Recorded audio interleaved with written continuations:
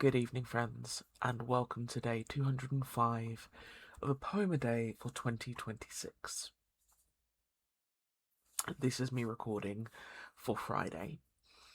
It is obviously still Saturday evening. An update for Friday. Friday was a better day. I felt better about work. I got home in near record time from the office.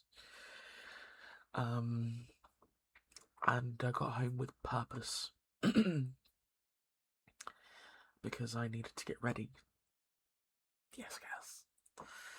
I was going to a super secret squirrel surprise party that had been arranged by a very lovely friend of mine.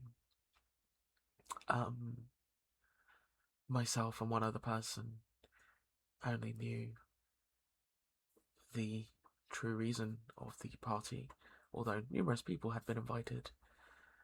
It was an engagement party. It was wonderful.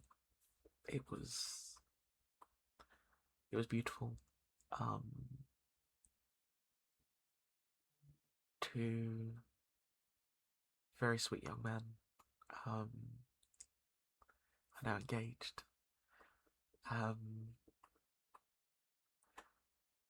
The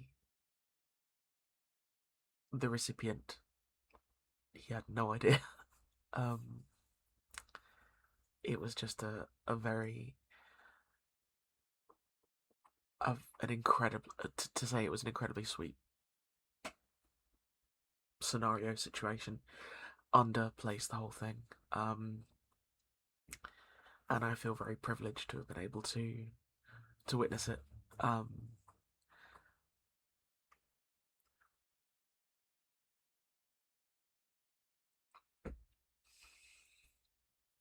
Yeah, it was beautiful, and I'm really glad I was there. And I don't think there's anywhere else I would have rather be. So yeah. Sorry.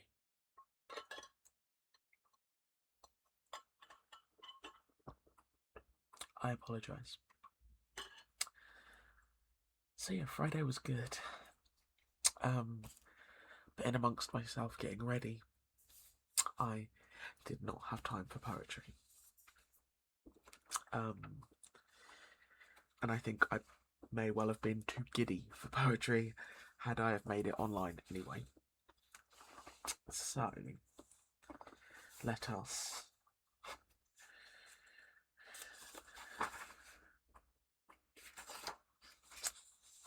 to the 24th of July and the other part to our pair, The Merman by Alfred Lord Tennyson. And our blurb reads as follows. Where the speaker in the first poem imagined being a mermaid so beautiful that men forgot to think of themselves and became slaves to her appearance, this poem presents a masculine form of vanity.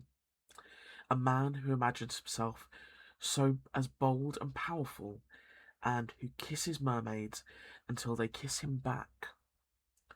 He takes what he wants and seems unpleasant for it. Unpleasant, very much.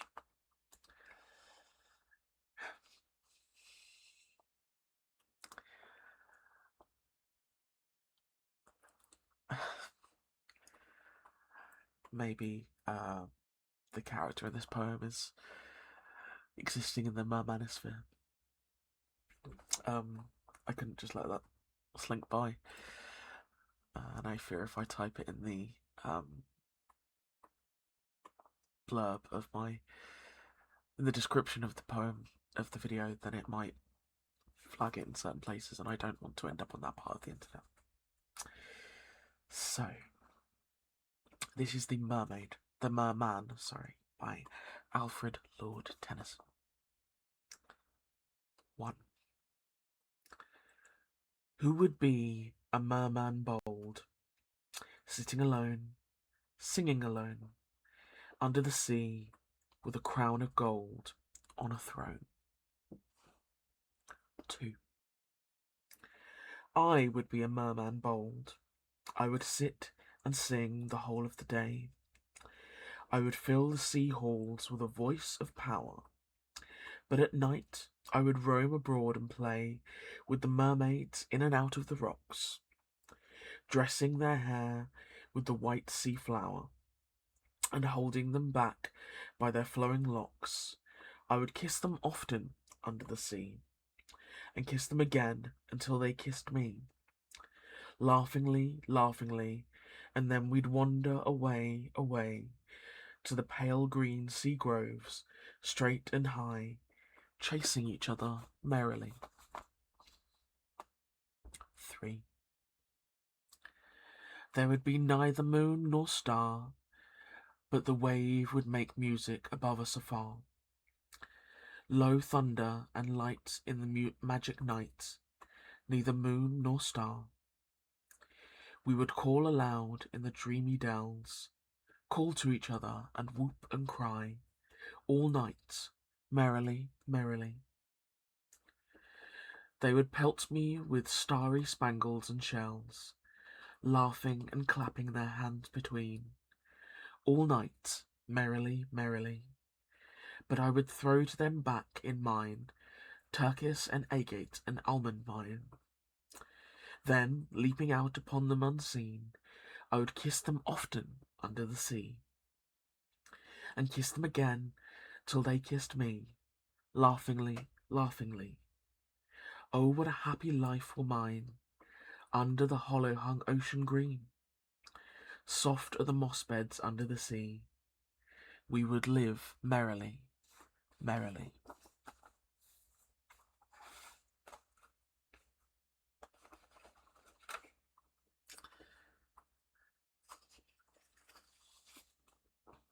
It's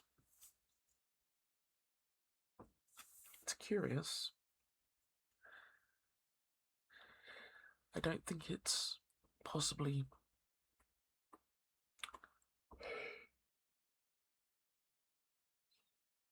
forgive me, quite so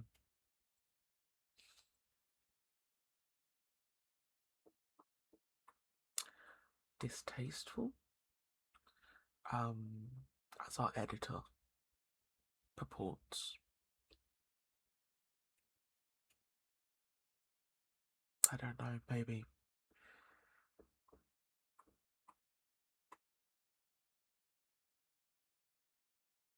kissing them until they kiss me, yeah.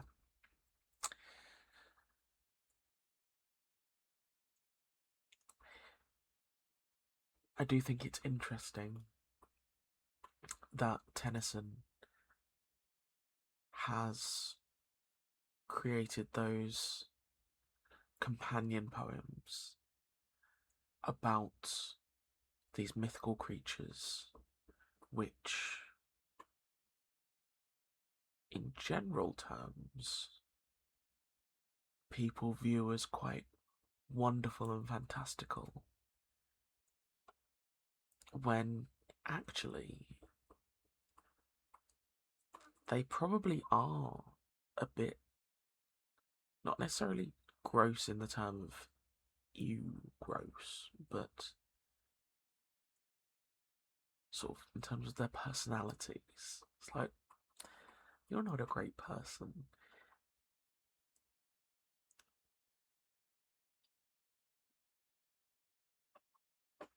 I feel like mermaids and sirens were probably fond friends, drawing men into the depths and into their doom.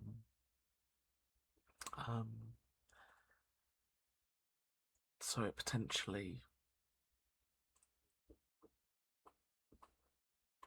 would go to figure that mermaids would maybe see men and other mermen as disposable. replaceable.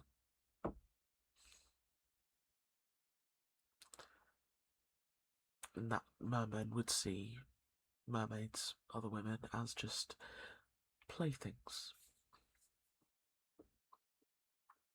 Very interesting. Subversive.